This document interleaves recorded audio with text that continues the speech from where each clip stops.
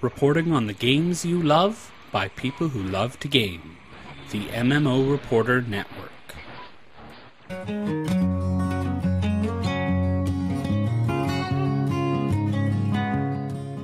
You, my friend, are listening to the Happy Hearthstone. This show is brought to you by Doghouse Systems, who make some of the best gaming PCs on the planet. If you want all the benefits of building your own computer but have no clue where to start, go ahead and let our friends take care of you. Check them out at doghousesystems.com and use the code MMOReporter for a free 128GB solid-state drive upgrade. And by Audible, the best audiobook program in existence. If you have any kind of commute or just wish you read more, I promise you this, Audible is the solution. Go to audibletrial.com/MMOReporter to download a free audiobook today. Hello and welcome to episode 100 of the Happy Hearthstone podcast, the longest running Hearthstone podcast in the history of space and time and cards. I'm your host, Andrew Brown, and guys, this is it, the episode that you and I have been waiting for. We are rolling into triple digits, and I am so excited to bring you guys a unique and jam-packed show. And first of all, I want to start by thanking you guys for your patience. I know over the past month, I haven't been releasing content because we've been trying to get this episode together. There's been a ton of behind-the-scenes work, and I hope you feel that, and I hope you really experience that this episode was well worth it. So thank you guys so much for being patient with me through that. Today, we are going to be strolling through the halls of history with a couple of special interviews and a mega giveaway.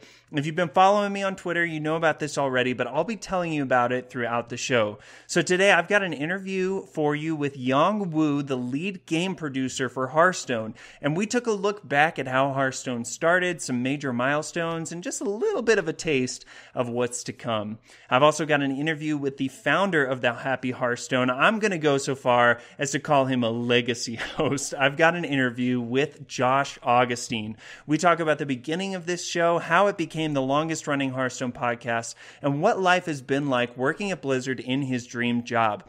And like I said, got a massive giveaway to celebrate you guys, the community. You're really the reason the Happy Hearthstone started in the first place and the reason why it is still up and running and thriving today. Many of you guys have already been entering this contest because you're following me on Twitter at AndrewIsLiving. If you haven't yet, you can scroll through there while you're listening to this, as long as you're not driving. Keep your eyes on the road if you're doing that, and you can enter while you listen. I'll tell you about the prizes that I've got to give away, over 100 of them, by the way, and some exclusive ways to earn lots of entries because you listened to this episode all the way through. So definitely stay tuned to that. All right, I don't want to take up any more of your time with intros or anything. I know you came for the juice of this, so let's go ahead and jump in head first. Let's swing over and hear from Yong.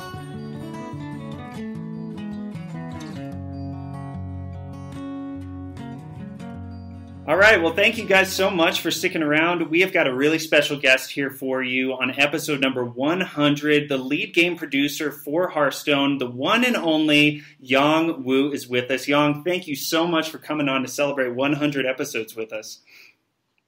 I'm so excited to be here. You guys are one of the first podcasts I ever listened to for Hearthstone, and it's so awesome that you've been growing together with us over the last 4 years. Congratulations on your 100th episode. Thank you so much, man. It's a big deal that the game is around, that we're around. I mean, we've kind of been able to kind of walk together through a lot. And that's actually why I was so excited to have you here. I thought there's really no better way to kind of stop and pause for a second and really reflect on the journey that's brought us this far. I heard somebody say once that you can't ever know where you're going without taking some time to kind of look back at where you've been. And especially with how many new players there have been in Hearthstone, new listeners we've had specifically for the show, I'm sure many people weren't even around back when it was announced or anything like that. Like what they know of Hearthstone is Journey to Ungoro or Frozen Throne, which are great introductions, by the way. But there's been a lot of stuff that's happened that's probably influenced where we're at today, and really excited to have that conversation with you.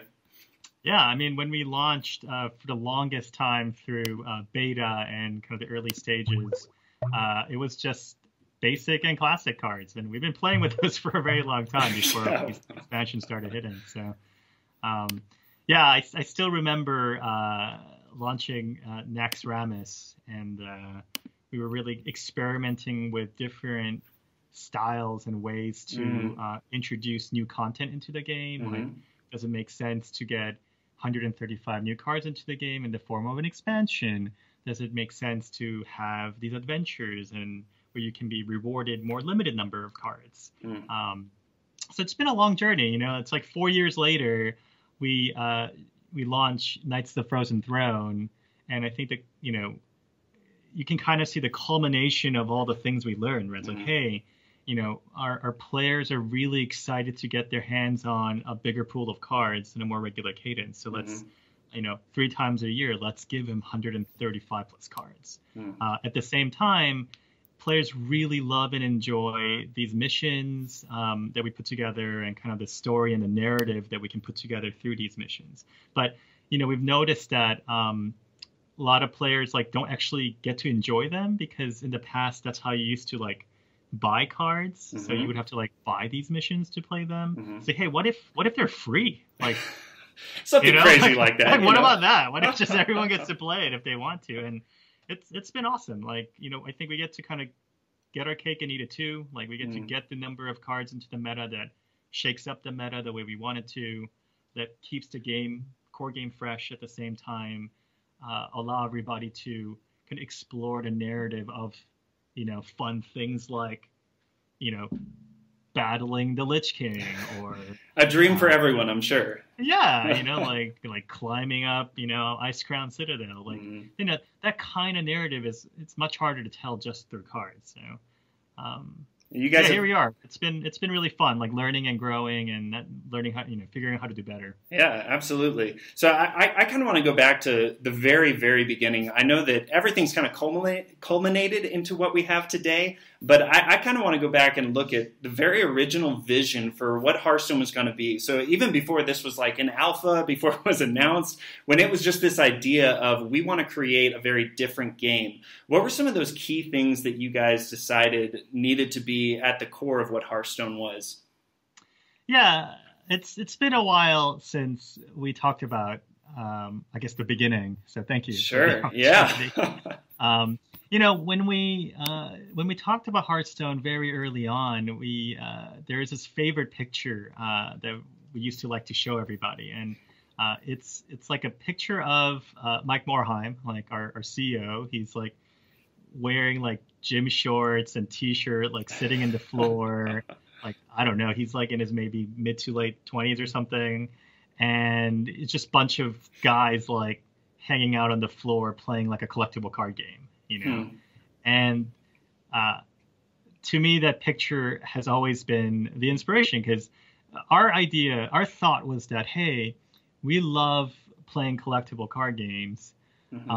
It's really fun, and we grew up playing it as teenagers. We still enjoy it. But, you know, out there, especially at the time, there's a lot of like stigma about like what a collectible card game is. It's like, oh, there are like too many words. There's like too much math. The rules are too complicated. It's like, oh, like that seems so nerdy. Like, it's not for me, you know? Sure. Yeah, it's just kind of, people are either scared of it or they're turned off by it. They think the learning curve is too high. So for us, really, our vision drilled down to collectible card games are so fun. We have so much love for this genre. Like, what if just N% more of the world could experience this joy and love? Like, what if we could do that? And if you look at all of our early design decision choices, like, it was really about that. Like, how do we get just more people to learn about how awesome this genre can be, like a collectible card game, a digital collectible card game in this case. So, you know, that's been a really great inspiration to start with, and I'm really proud of ourselves and excited that now 4 years later we got 40+ million people who've tried our game, and I feel like we've accomplished at least part of our mission. I think people got to really understand our love for the genre. You've infected a large part of society with joy. And that's got to feel good at some point. Hey, like if that's effectively Blizzard's mission, right? Like Absolutely. Infect a world with as much joy as we can muster. That tagline's free, by the way. I'm just saying. Yeah, there you go. Thank you. No, I'm just playing. It'll be a tagline. Yeah. Well, I kind of want to shift and talk a little bit about the people behind the product, because one thing I've learned with the different companies that I've worked for is that team dynamics, values, and culture, they really spill it over into your final product, whether that's good or for better or for worse, unfortunately. But I want to know specifically for the Hearthstone team, because everything I've seen, it seems like you guys are having fun all the time. I mean, I know you work incredibly hard to deliver a great product for old players, for new players, everything. What are some things that are distinctive for your team and the way that you and especially people who are kind of in executive positions lead people on your team that you would say kind of are showcasing a product that we may not be able to see on the outside? Yeah.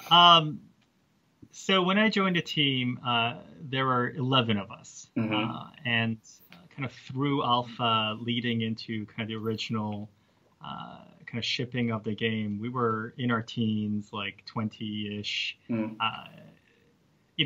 By Blizzard standard, it's a very tiny team. It's a very small team. Sure. And as part of that, we had this very much of a,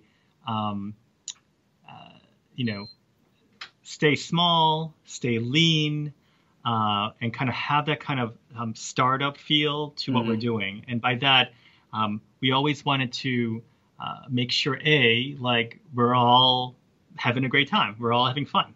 Like we make games because we enjoy games and love it. Mm-hmm. So let's not forget to have fun, number one. Mm-hmm. Two is, let's not take ourselves too seriously. Like, obviously we want to be professional and excellent in everything we do, but we also have to remember that this is something that we're making for people to play with and enjoy. And, we can't be taking ourselves too seriously about kind of like how important this work is, or, like how we have to like crush our souls to like get all these things on time. Like that kind of like serious weight has to be tempered by looking at it from the lens of, hey, we need to have joy and fun doing this, and then that will shine through our product as well. And finally, starting with like a small team, we were able to develop a really kind of family-like culture. So, we would do like picnics all the time together, and like I would know all my coworkers, like, family and their dogs' names and the dog walkers' names. You know what I mean? Gotta know those. Yeah. I mean, you just get very intimate, right? And now that we're significantly larger team now, but that's something I think that kind of spiritual kind of start we had, I think still kind of shines through the team. Like we still get all 80 plus of us into a large conference room twice a week.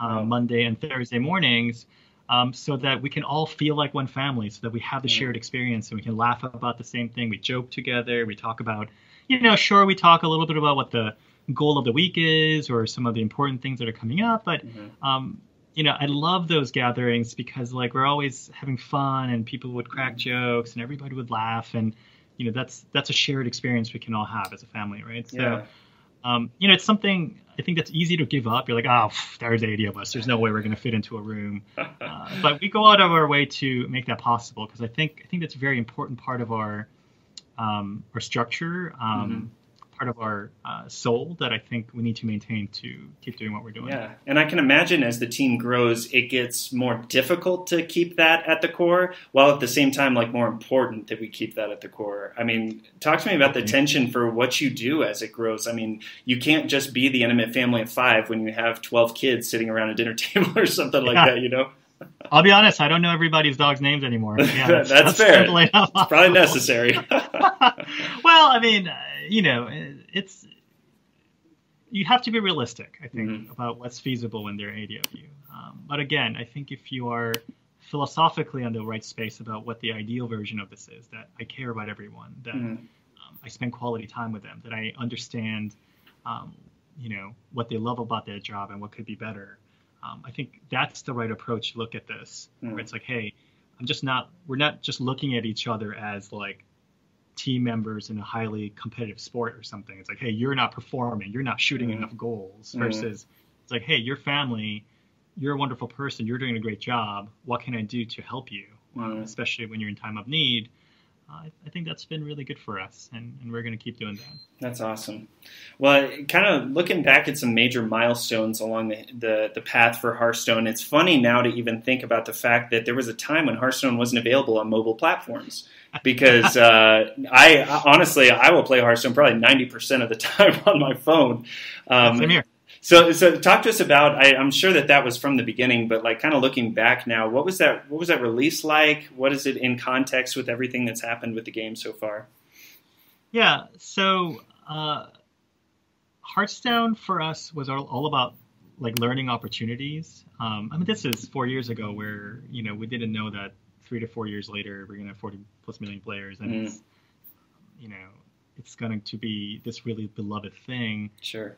We're focusing very much on, hey, what are things that we're not comfortable with as a company, like as Blizzard, because we haven't done it yet. And one of the thing was we haven't really released any games on mobile platform yet. So there's been a lot of our original focus was on kind of building this a game that people can enjoy to kind of share our love for a collectible card game.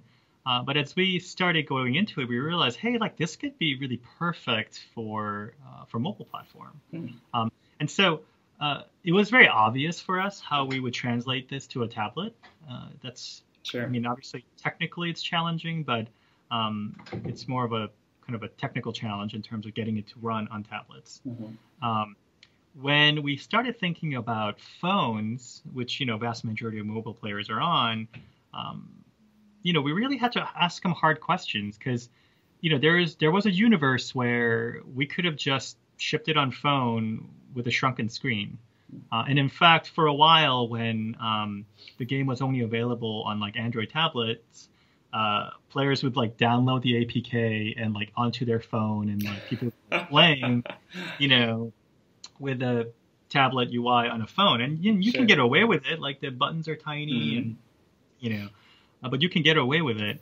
And we thought long and hard about it, and we decided that is not a Blizzard experience. That is not the bar we want to hit. So once we realized that we wanted to go to phone, and then once we realized that we can't get there with just a UI we had in place for PC, like the UI that's ideal for PC and tablet, we knew that we had to build a new UI from the ground up for mobile. So we actually spun up a separate strike team that was tasked with making that conversion to mobile. And they were working in parallel with the rest of us for a very long time. It took a little while for us to get there, to finally reach release on phone. There were some temptation, honestly, to just release on phone quickly. Why not? Like earlier to market is better. Someone could think, but I'm really proud of us for waiting. And I think when we did finally launch on phone with the right kind of UI that we think is the right quality bar, I think that really helped us be successful as well. Sure. Better to do something right rather than to do it half-baked, I'm sure. Especially now that you can kind of just enjoy the final product as it is. Yeah, I mean, it's not quite that simple. After that team shipped the phone version, that team is now integrated with the rest of us. So, now every time we make a new feature or kind of a new interface, we have to think about it holistically. Like, how does this work on PC? How does it work on tablet? How does it work on phone?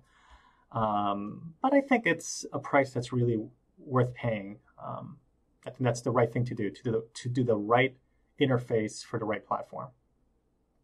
That's good. Well, cool. I wanted to ask about card design, because you guys have released a few cards in the lifetime of this game, right? Like one or two, something like that. I'm just a handful. I can 5. Right. I can imagine that this that just how you even view card design has changed quite a bit, but probably there's some things that hasn't. So I want you to swing from one side of the pendulum to the other. What's one thing that hasn't changed from the beginning, and what's one thing that's changed the most, perhaps?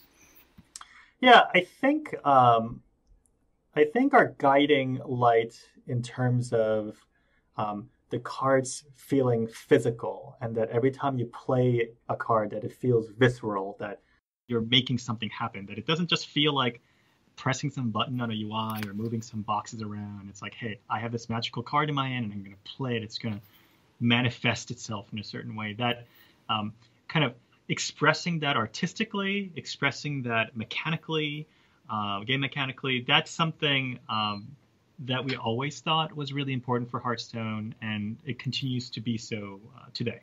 And, you know, with bigger team now, we are able to spend more resources to kind of make that even more so that every card you play feels significant and visceral and physical. You know, we've also learned a lot about what types of mechanics different players like and don't like, and what types of mechanics are more dangerous than not. So, you know, we've talked about this in the past as well, but, you know, for instance, we've learned a lot about charge. I think the ability to charge the opponent's hero, bypassing their minions without giving them a turn to react to the minion. The ability to grant charge to an arbitrary minion can really lead to degenerate scenarios that could lead to kind of unfun one-turn kill situations. So, Sure. You know, that's something we've learned earlier on, and over time we've started implementing changes to try to mitigate that kind of problem in the game. Yeah, and I think by far and large, there's far less salt around the things that feel unfair, because you guys have been really good about just coming in swiftly and addressing those things. I mean, especially when you talk about like this, you know, your team wanting to remain fun, the game wanting to remain fun. I mean, card design kind of has to shift when you figure out, okay, we thought this was fun at one point, but now people are taking advantage of it in ways that we never saw happening or something like that. Yeah, and I mean, I think you're being too generous when you say there's less salt now than there used to be. Hey, there's still salt. I just think it's shifted. Okay, there's plenty of salt. But yeah, I mean, I think it's just important to keep in mind like where our team's coming from, right? Like, yes, it's really important for the game to be fun. It's really important it's fun now. It's really important that it's fun in medium to long term. So, you know, sometimes I think we make certain decisions. I think it's easy to go. It's like, well, if you look at it just from the lens of right this moment, like maybe that's not the 100% solution. A lot of times I think we make decisions that are like, okay, we're going to make this decision, then how's that going to affect us 3 months from now, 6 months from now, 12 months from now? Is this moving us in the right direction? So, you know, I really appreciate it when I think players kind of understand that our motivation is coming from the right place, that we're spending the right time and energy to. When you guys just have perspective that we don't have, so that's why we always appreciate it when you guys jump in an interview like this. Or I know you guys have been on Twitch several times talking taking questions from the community about development and stuff like that. So it's been really cool to see that continue to happen. Speaking of development, I was wondering, is there any time in the history of Hearthstone when you've been on the team that you can think of where there was some kind of breakthrough, like something that the team accomplished that you were just really proud of, maybe you didn't even see it coming, and why it was so significant to the team or the game? Yeah, this is very early on in the process, and it was actually I wasn't officially on the team yet even. You know, one of the things that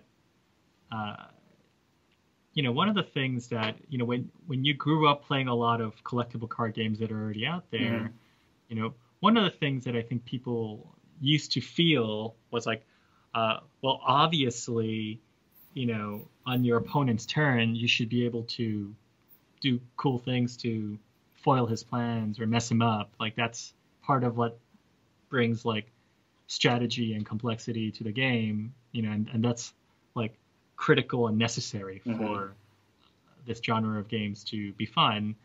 And I think that, like, especially early on, there was a lot of struggle around that. It's like, hey, we want a game to move briskly. We want to create a situation where, you don't have to keep getting acknowledgments from the other players for every little move you make. Sure.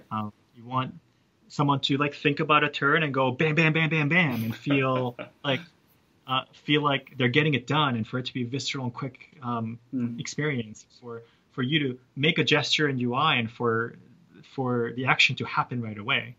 So we're trying to somehow combine that and really have a lot of emphasis on then having the other player be able to make decisions simultaneously. And that was a big struggle. We have a form of it now in the form of secrets, but there were a lot more, like, complicated versions of it where we try to kind of have that layer of interaction. And I think eventually we just realized, it's like, hey, what if you couldn't do that? What if in a given turn we really focus on giving you that ability to take your turn and have that immediate feedback response and have that satisfying experience? Can we still make an awesome game with complexity and strategic depth? Because that would make this such a better digital collectible card game. But it's kind of, we're going into unknown territory, right? Because like all other collectible card games that has existed until that point, like, have this big component of player interaction during a turn, and it's like, here we are, just let's strip it out, let's try it, and then we're like, wow, this is fun. Like, this feels so much better. And that's, I think, one of the huge breakthroughs. We're like, wow, we could. It comes at certain costs, but the cost is totally worth it for what you get out of it. Like, this totally makes Hearthstone work.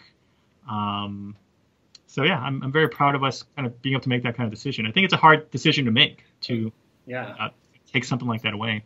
Especially when it's something that players in that genre might be so familiar with. To remove it completely would seem to be like less. But in a way, it really opens things up to be a lot more. What you do on your turn is more important. How you affect the board is more important. So I think I can imagine that was a really hard decision to make. But probably when you actually played it and were saying, hey, this is actually fun, this is good for us, then it's like, okay, the right way to go, yeah. We got this. That's really cool. I can't even take credit for it because I wasn't really around to help make that decision. But I was very proud of the team for making that call. That's totally fair, and you can take credit for it if you want. I mean, that's your call, man, not mine. So that's good. Something really interesting. Again, big block for Hearthstone is the fact that it has been such a player in the esports scene. And as I was thinking about it, there really aren't any other digital card games. Hearthstone really pioneered that entire genre as it was, but in the whole esports community, there wasn't a lot of traction around that either. And so I'm curious, like, from your perspective, why do you think that Hearthstone, as different as it is from typical shooters or other esports that you might find, how has it found such a prominent place in the competitive gaming scene? Yeah, it's something we witnessed as the game went into kind of public beta, and a lot of players started streaming Hearthstone, and we were really surprised by how immediately it took off, and people really enjoyed watching people play Hearthstone competitively. People really enjoyed not just playing Hearthstone, but watching Hearthstone. And our goal has always been that as you experience Hearthstone, that things feel physical, and that as you experience Hearthstone, that things remain understandable. Like, the strategic depth and complexity is there, but the information that's coming at you from the screen is clear and streamlined and simple. And obviously, as a player, that's really beneficial. But we realize that, hey, as someone who's watching the game, that's also extremely beneficial. Like, if you're playing a very complex game and you're trying to join the stream, or like they're in the middle of a match and you tune in and you're trying to figure out what the heck is going on, and you're like, wow, like, wait, where am I looking at on the screen? Like where is this player? How many of them are there? Who's dead and who's not? Like, it's a very hard thing to kind of connect with right away. And then on top of that, if you look at the kind of physical dexterity that some of these games need, like in shooters or even in maybe some kind of real-time strategy games, you're like, well, that's nice that guy can do that, but like that's like Michael Jordan. Like I'm never gonna play basketball like that. Yeah, like there's no way I can compete at that level, right? So it becomes like this thing that you engage with as an observer, but not something where you're like, oh, like this is what I do if I were in that person's shoes. Sure, but then if you come back to Hearthstone, it's like, hey, I can watch this, I can get it, I can come in the middle of a game and I can still see, oh, hey, okay, they both have 6 mana. He's at 15 health, he's got 7. This is how many minions he has on the board, and this is how many cards are in his hand. Like, you can kind of jump into it, you can grasp the situation right there and kick off from there. And not only that, you can be like, well, if I were him, I would totally play a fireball right now. It's because it's conceivable, right? Like you can relate to that game and engage with that game, kind of I think at a different level than when you're watching these athletes do physical feats that are kind of beyond your grasp. So sure, I think that makes it really approachable.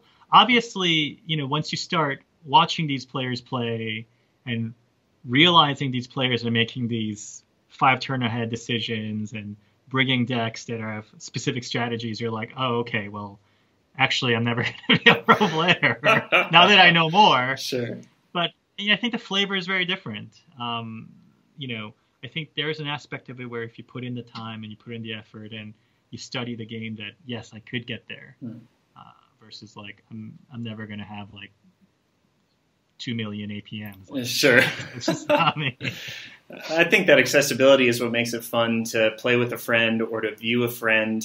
But at the same time, being able to see somebody compete at such a high level, there's turns you don't see, there's deck construction that you don't see. I would not have put Magma Rager in my deck, but he makes it work somehow, and I don't think that's ever happened. But I wanted to see it work with Struid of Darkshire, but it just never took off really. So it's like the 2018 World Championship. Something like that. It's coming one of these days. It's coming. Well, Yong, I hate to make you pick one of your favorite kids, but I have to ask the question, with all of the expansions, all of the adventures that you guys have released, are there any that kind of stand above the others as far as one that's just really special to you, or one that you were just extremely proud of the team and how they accomplished it? So I can't pick a favorite because my children will be mad at me. That's fair. But one of the cards that really stick out to me, and this is a really old card, it's Bouncing Blade. Yeah. So this was a card back in Goblin versus Gnomes, and it's a warrior spell, and you play it, and this blade would bounce around the screen until it hurt everything by 1 damage until it kills somebody, right? And the reason why that card really sticks in my mind is because at the time we're still like exploring what it means to be a digital collectible card game, right? Because there are a lot of times I think you can get very stuck in terms of thinking about it the same way you think of a card version of a card game, right? Sure. But here's a card where like you could implement this like on a tabletop if you really wanted to, like, I don't know, like roll a d10 and sure. You know what I mean? But Yeah. it's impractical.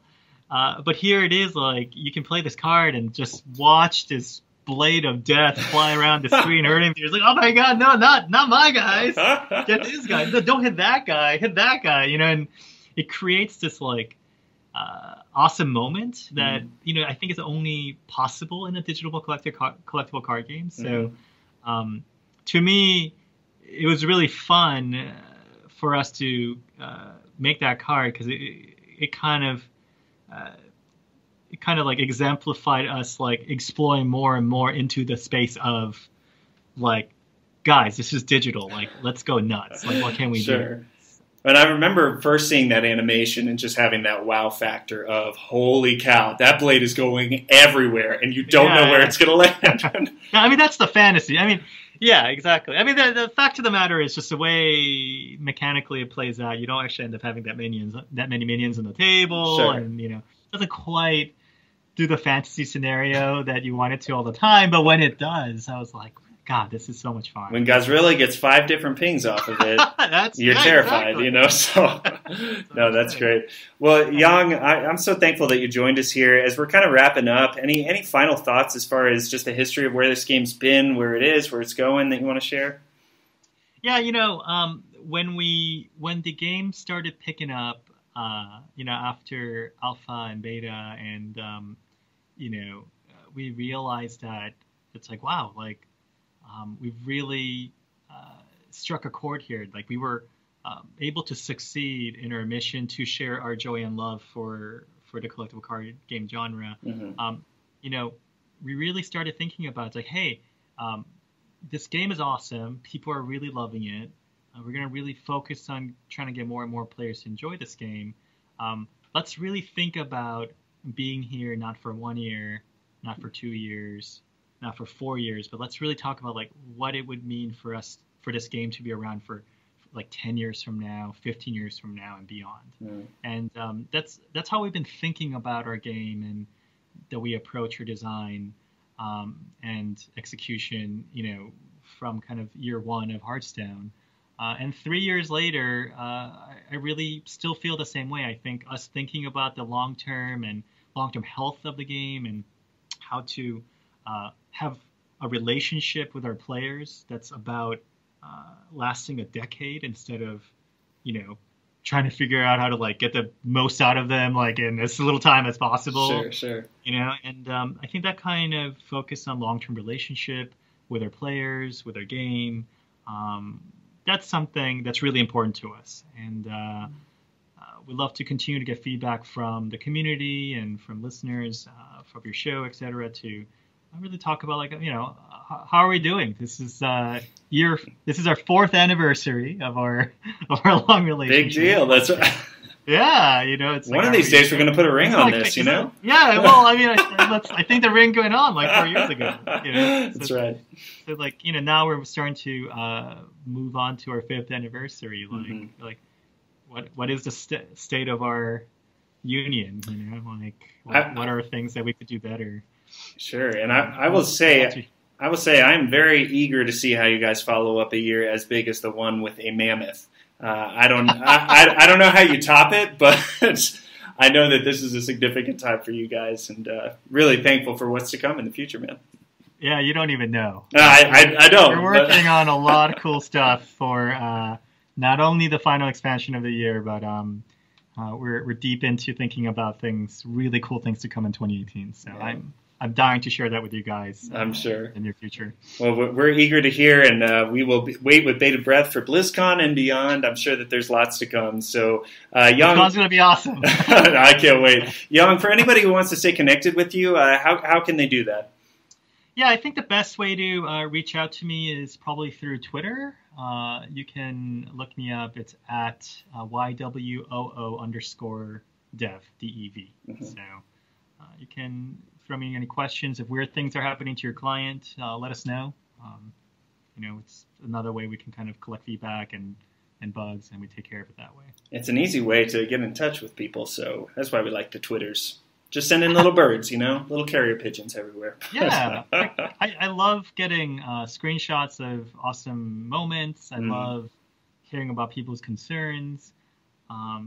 Really, when people realize that they are real humans who enjoy the game and who love working on the game, are like on the other side of this game, I just think it makes all of our relationship better. We're not like a bunch of robots or like, bloodless monsters trying to ruin your lives, right? Like, we're trying to do the right thing over here. I don't know. How much did you play Token Shaman over the past month? Because that might change. Well, I'm actually a eternal hipster Hearthstone player, so I have the strict policy where I'm not allowed to play the best deck of the game, which is really saddening because I have logged over 2,000 wins as a priest. Holy cow. Because, I guess some would say that they've been underpowered at certain points in history. But now they're popular, and I can't play priest anymore. All he needed to do was turn to the dark side, and things went nuts. So, Exactly. Well, Yong, thank you again so much for joining us, man, and all the best to you and your team in the future. Yeah, thanks so much for having me. We'll see you later, man. Thank you. Bye.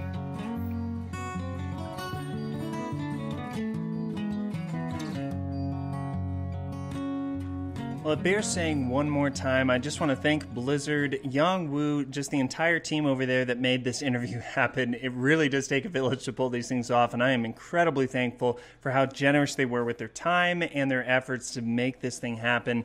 Really hope you guys enjoyed that. I want to tell you guys a little bit about this contest that's going on. So as you've probably seen on my Twitter feed, I'm using the hashtag HH100, and any tweet that I've made with that hashtag, if you retweet or reply to any of those, each one of those actions is going to get you an entry into this contest. And like I said at the top, we've got over 100 different prizes. So I'm staring at some of them right now. Blizzard actually donated some awesome Hearthstone merch. I've got an oversized mouse pad, 4 pint glasses. I've got these light up lanyards, a couple of bottle openers. One of them is the arena key, and the other one is Hearthstone Brew, the innkeeper himself, and he will actually talk to you. If you've ever wanted to hear that the beverage you're about to open was legendary, this is the tool for you here.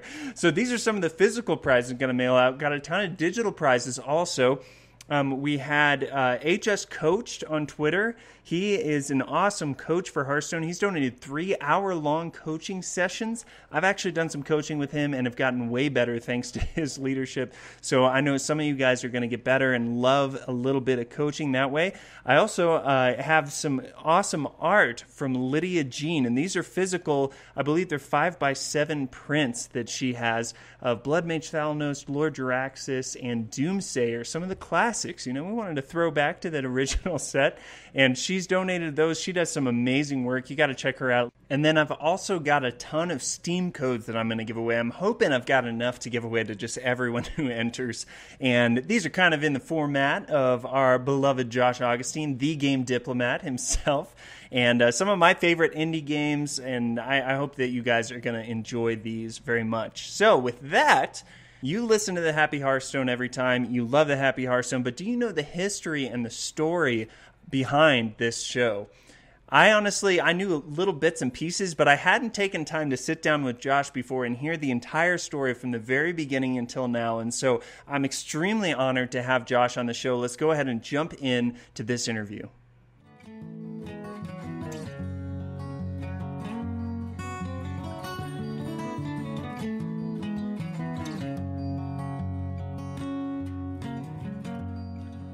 Well, Josh, man, I am so thankful to have you here today. Welcome back to your show, man.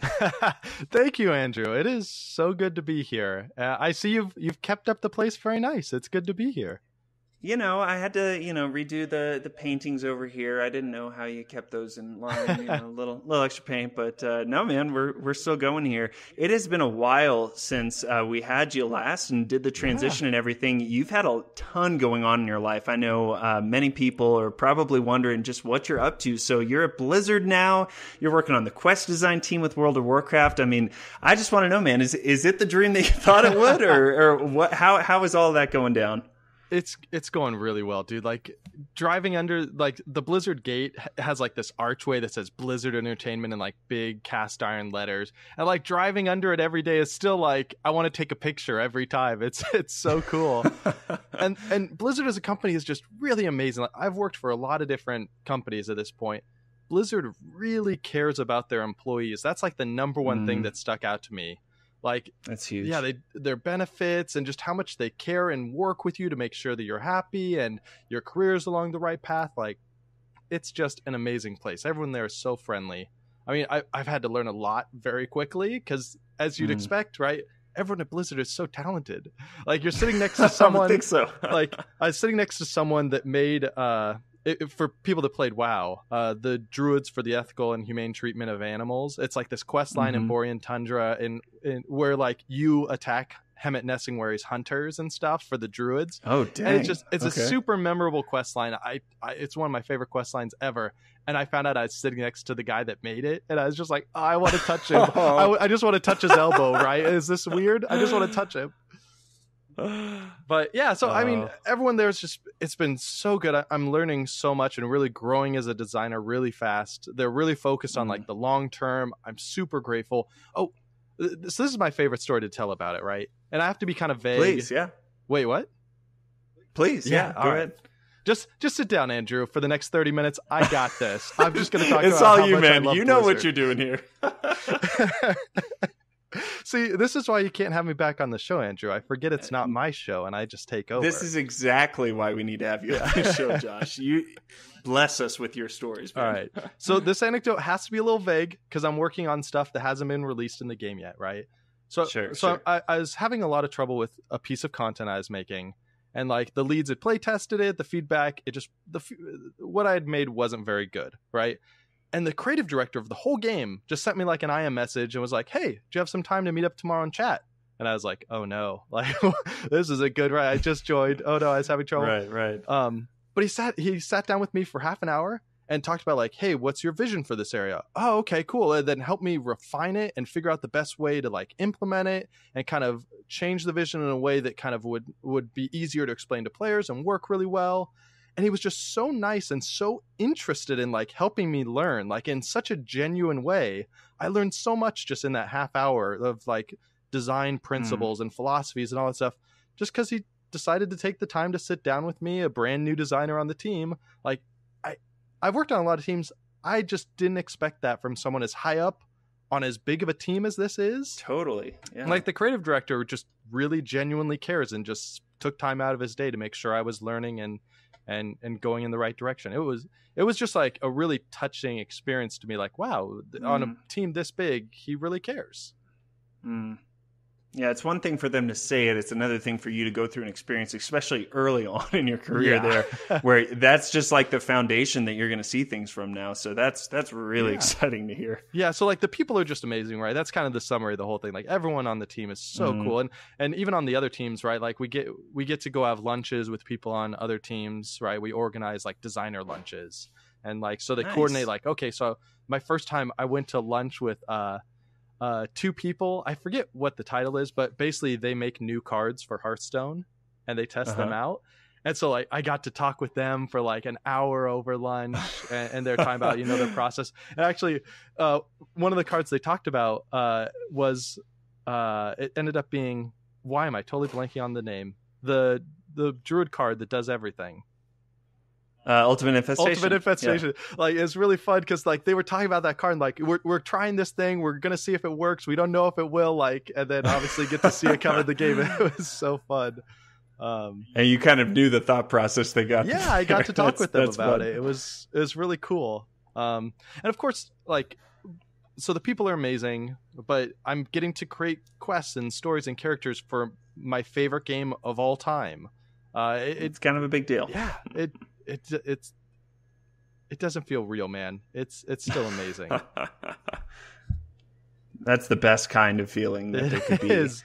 Yeah. Now actually, I did see your tweet that you actually had some content roll out, right? Yeah. So it was in the game for only one day, but it was for the. It still counts. It still counts, right? It was my first ever contest for the Pirates Day holiday.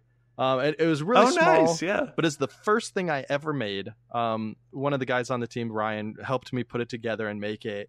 And it was just so cool. I had a few friends that logged in and like resubbed to the game for the first time in a couple of years just to run around the area with me. And I got to show it off and be like, hey, check out what I did. And these were people I've played WoW with for like over 10 years of my life. That's a third of my life now. I've been playing this game with them and I got to show them something I made in it. It was so surreal. And of course there was hot fixes because there was bugs in it. So I got that out of my system too. Sure. I had my first bug fixes. Got to get those done. Yeah. It's just every day I can't believe that I'm just so lucky. It's amazing. That's awesome. And things are only going to get better. Like now that you got that under your belt, you're like, okay, I can create something that's going to be in this game. Let's do more. Time for a raid. Yeah. Oh, this is the part you'll really care about, Andrew. I got to have lunch with Ben Brode. What? Yeah. So is awesome. The day that the expansion launched, or was it? Or I think it was actually when the new year started, when the Mammoth year started. They had like a little celebration in the campus, and they had little champagne glasses, or no, it was beer mugs for Hearthstone. And they gave a couple speeches. Morheim said something. Brode said something, and then they gave posters. And then all the dev team sat down on tables around the quad and you could take your poster around and get it signed by the dev team. Oh, come on, Yeah, man. so of course I was like, yes, this must happen. So as I was going along, I got to Ben Brode, and he like looks up at me, and he's like, "What are you doing here?" Because obviously I've worked with him a bunch over the years, but I never actually told him I started working on the WoW team. No big deal. And so after that, he's like, "All right, you got to come over. We'll show you what we're working on, and then we'll go do lunch and do that." So I got to go have lunch with him. And he's genuinely just the nicest, most friendly guy. I love getting to spend time with him whenever I can. And so, like, I was kind of talking about my struggles, you know, learning on the dev team, trying to get better, all that sort of stuff, reach that legendary Blizzard quality bar. And, you know, he was he was so nice. He talked about his own learning process, how he improved early on, what he struggled with in his career, too. It was just so cool time with him. And he showed me the best spot to get boba in town. I go back there like once a week. It's amazing. That's awesome. And I know you're wondering this, Andrew. And yes, of course, Ben Brode does talk about everything as if it's a Hearthstone game. No, he doesn't. not literally, right? Like he's not like a weirdo. But it was funny because he was showing me food places, right? Because I'm pretty new to the area, and he's really into like food, right? And so he knows all the best places to get food. So we're sitting in his car, and he lists like 4 places, and I was like, "Oh, that place sounds good." Whatever he just said. And he's like, "I'm not done yet. Hold on." And he lists like 5 more amazing food places. He's like, "We could go to any of these." So like we spent 10 minutes like picking the food place. We get there, and then we're looking at the menu, and he starts like, you know, I asked him, "What's good here? Like, what should I get?" And he's talking about the food choices as if it's like lines of play in Hearthstone. So I don't remember exactly what he said. So this is not a direct quote, but it'll do something like, sure. Well, if you choose the line and this line and take the chicken sandwich, you're going to want to follow up with the hot sauce, and then you can get the boba here. But if you go with the line that's, you know, a salad, then you want to do this. And it was just like, and he was just doing it like, that's just the way he thinks of choices now, is like lines of play in Hearthstone where you're playing the odds, which way is going to get you the best result. Now, if you get the soda, you're going to lose some tempo on that, so you're going to have to make up for it in the late game here. So that's amazing. He didn't go that far, but we should be talking about our physical activities in terms of tempo and control and aggro. You know, when the time is right, at least. Well, yeah, it's always encouraging. You always wonder how people are like, but I mean, even in the short interactions I've had with, you know, the dev team in Hearthstone, and I mean, the entire team over there. I mean, just incredible people who are so nice, so passionate about these games. I mean, they are not trying to turn a quick buck. You know, they are really trying to create experiences that involve and foster community. And I love that they do that for their employees as well, because that's really where it happens naturally, when, you know, it comes from within rather than something you just kind of have to fabricate. Totally. Like their concern and care, and like Mike Morheim, like genuinely cares so sincerely that it makes you want to care more. Because he like cares so much that his employees are happy and enjoy what they're doing and feel like they're fulfilled and creative, that you're like, wow. Yeah, I want to have a better time here, so I can tell you I'm having a better time, so you feel good. Like, I love it. Yeah. You almost got to feel guilty, like, man, I don't care about my job. I thought I did, but not anymore. Not as much as him. Not as much as more. Oh, that's funny. Yeah. Well, Josh, I asked you to come on because, I mean, obviously, you know, founder, legacy host, like, you've done a lot of time with this show, and I thought it'd be really fun to take some time to just sort of walk through the halls of happy Hearthstone history and just sort of relive just kind of how things got started. I don't know if you've ever had the chance to really talk about this, but even for me, I realized I don't know the answers to a lot of this stuff, and I want to hear from the source himself. And I want to even stretch back even further into your life as a gamer. I mean, tell me about how you first got involved with Blizzard games, and just like how that happened, how you really crafted a passion for that. Okay. So this was a fun one to think about, because my initial answer was wrong. Because I forgot that I played Lost Vikings on the Sega Genesis, which technically was a Blizzard game. It was, yeah. But like, I didn't know what Blizzard was at the time, and I was so young, I didn't even care like who made games. It didn't matter, was the game cool or not. That's all that mattered. Sure, yeah. Were the characters fun? Yeah, and I just remember that game being really hard and the puzzles being really interesting, and I don't think I ever finished it. So maybe I need to go back and finish it. I feel like I should. One of these days. But my first like real exposure to Blizzard was my brother got super into StarCraft, the original. He was just obsessed, especially in college. He played all the time with people in his dorm. And I just really loved playing co-op with him. We would team up against the AI, right? But we always had an agreement that at some point, after the AI was dead, we would betray each other so that there could only be one winner, right? And so we'd always build up like, we'd build up big armies and bases and then say stuff like, hey, my brother's name is Matt. So I'd be like, oh, Matt, you're in trouble? Oh, and I play Protoss. Let me come over. I'll build some photon cannons in your base to help you out. And it's always like one of those things like sometimes he had to accept it because he needed help or else he was going to die. But then other times like, no, you stay out of here. You stay out of here. But like, no, he knew what was coming. I'm just coming to help. No big deal. And then we'd be like, okay, you make the final push into the enemy base, right? Like, I'll hang back and make sure they don't attack us at home. So that, like, as soon as he killed the enemy base, I could flip the switch and just decimate his base. He had the upper hand. It's too easy.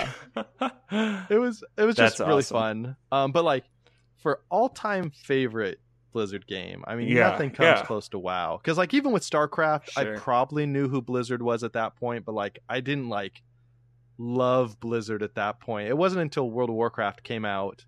I started playing on my college roommate's account because he bought the game, and he had to call me over Christmas break because I kept logging into his account and knocking him offline because I just couldn't stop playing, so I had to get my own account. And then so I did a bunch of research into like how much I'd played WoW when I was filling out my resumes for World of Warcraft, obviously. Sure, yeah. And one scary fact, because I had kept track of stuff over time too. The scariest thing I found was I put over a year of in-game time into one character in the first 3 years. No way. So 1/3 of my life over 3 years of college. Oh my God. Like that's 8 hours a day, right? Right. Something crazy like that. Yeah. So I like looking back at that, I didn't feel like I played that much, but I don't know how I passed all my classes and did extracurricular stuff and played WoW that much. It's bananas. You know, I think there's a lot of things in our childhood that we don't know how we got through, but that's a significant one, right? And it was preparing you, little did you know, for something great. It finally paid off, right? That's good. And has it changed, like, since now you're in the game dev seat, like, looking back on that time, like, sort of, I can imagine this being your favorite game of all time, but then also the thing that you're working on literally every day, you know, like, there's got to be a weird balance there. How do you deal with that? Yeah, it's tough, right? Because I know a lot of people in the games industry, like, who just have trouble playing the game that they work on, like, especially... more so with artists, a lot of time will be like artists have trouble looking in there because they see stuff and they want to fix it, and it's hard for them to just like enjoy the game because all they see is they just see bugs and stuff everywhere that need to be fixed. But I am happy to say that that has not even come close to affecting me on WoW. Like I'm every single day I want to log home and play it. It's still a game that I love. I mean, I'm so excited. The one thing, it's actually, I would say, it's made me love the game more because what I can actually do is like I'm leveling a new hunter, a survival hunter, which is an amazing spec, by the way. I hadn't played it yet since they redid it. It's super fun.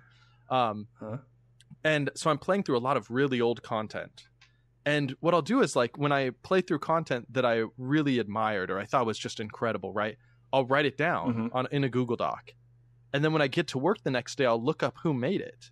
And then I get to go walk over to the person that made it and tell them, oh, man. Yeah, and just be like, man, thank you for making this quest. It's incredible. I loved how you did this. And then a lot of times they'll be like, oh, cool. Yeah, well, here's this like little tidbit about how I made it or why I made it that way. Or I tried doing it this other way, but it didn't work. So it almost went in this way. And be like, I get to have like a whole little mini backstory. And that is way cool. Yeah, and just being able to like, I really like giving positive feedback to people, and so it's really rewarding to me too to be able to go over and be like, hey, this thing you made was really incredible, you did a great job, thank you.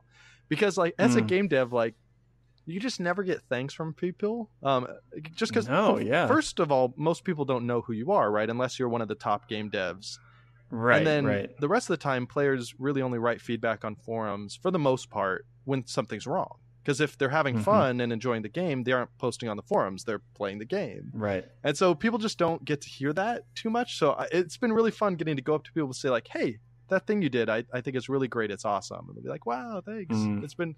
And so that's made it even more fun to play through the game because I'm finding new things that I love. And then I get to find out who made it and trying to guess who I think made it, you know, based on what I know about their personalities and stuff. It's fun. Based off of the vocabulary that the characters use and stuff like that, you're like, wait a minute, hold on. Who is this? That sounds like Mike over there. Well, it's fun. Dave Kosak, who's now on the Hearthstone team, he was in like the Lich King video. Oh, yeah. I've been a huge fan of his forever because he worked at GameSpy before he went to Blizzard, and he made a Flintlock cartoon, or a comic. It's like a WoW comic for years that I just absolutely loved, was incredible. And then he was on the Quest team forever. And so he made a lot of kind of goofy, funny stuff. That was kind of his style. And so it's really fun seeing things that he made because I'm like, I bet that was Kosak. I bet that was Kosak. And then you look it up. Yeah, it's Kosak. Oh, and then I get to go tell him how great it is. It's really fun. It's nice to have that rapport, I'm sure, with those guys.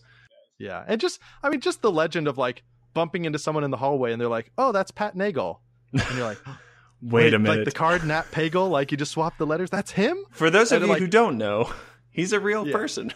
He is a real person. And I really wanted to ask if he likes fishing, but I'm sure he gets asked that all the time, so I didn't do it. Probably a wise idea. I really want to know.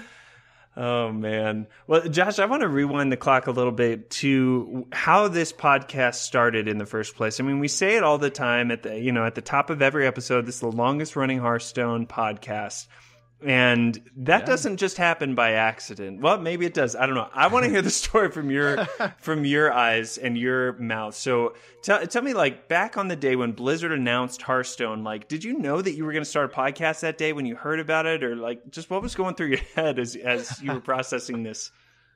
So I'd been thinking about starting a podcast for a while, right? Like, I had worked at PC Gamer before I moved to SOE. And I really missed podcasting with the PC Gamer crew. We recorded a podcast there every week. And so I'd gotten the okay from Sony to like do a blog and podcast about other companies' games, which it was really nice of them. I'm always grateful for that. But I didn't really know what podcast I could make that would be useful or like valuable to people, right? Like I didn't want to make like another PC Gamer podcast because they were just doing that better than I could do. Sure, yeah. And I didn't want to do like a news show. Like that's just not really what I like making. Like I'm really passionate about like teaching people and helping people find new things and have more fun. So I just didn't know what I wanted to do. But then at the same time, I knew that Blizzard was going to be announcing something. And I was really excited about it, right? Just because I love Blizzard. And there was all sorts of speculation. It's going to be a new MMO. Like people thought it might be Titan or no one really knew what it was. But I hadn't really connected those dots yet. And I wasn't at the convention personally, but Chris from the MMO Reporter, who's been on the show a few times, was going to be there. And he had talked about, doing video, and I was coordinating some stuff with him. So I was really excited to hear what he thought of whatever was announced there. And then when I heard what Hearthstone was, I was so excited. That was like at the height of my Magic the Gathering days. I got into Magic way later than everybody else. So that was like the peak of my Magic experience. And just card games in general. I was really branching out and learning like, wow, card games are incredible. I've never played these before. And then, of course, my love of Warcraft, my favorite franchise of all time. Like, I just knew I was going to be obsessed with the game. And I wanted to go all in on it. So immediately I was just like, well, I need to do a podcast on it, right? There's no doubt in my mind anymore. I was so confused about what to do my podcast on. I'd struggled with it for months. Then as soon as they announced Hearthstone, I was like, well, that's it. Duh. Like, this needs to be it.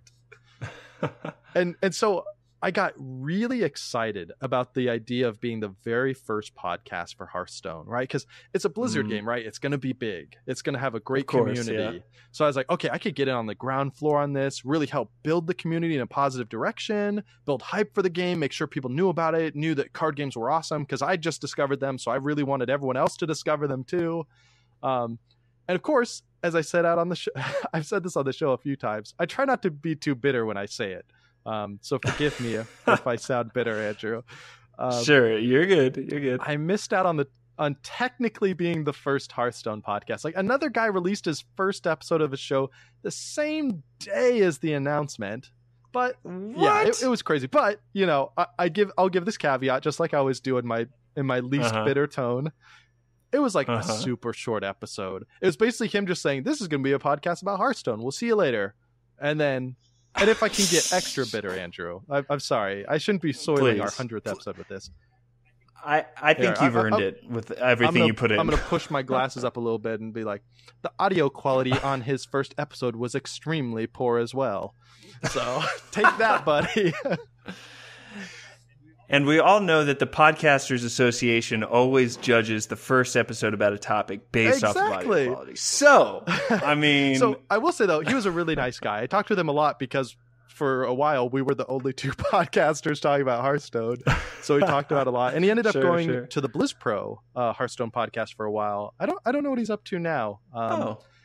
But once he ended his show, at least I got to claim the longest running Hearthstone podcast. I could never be the first, but I got the longest running, and that's pretty good, right? I think it's pretty good. It's worth saying every episode. Andrew, I can only say that because you kept it going, buddy. So thank you. Hey, how about that? No, it's my pleasure, man. You got to keep the torch burning. You know, this is our title, Andrew. We share this title now. I like it. And once I've done, 75 episodes, I think, then I'll really start to feel good. But I got a long way to go. You can celebrate you officially taking over. That's right.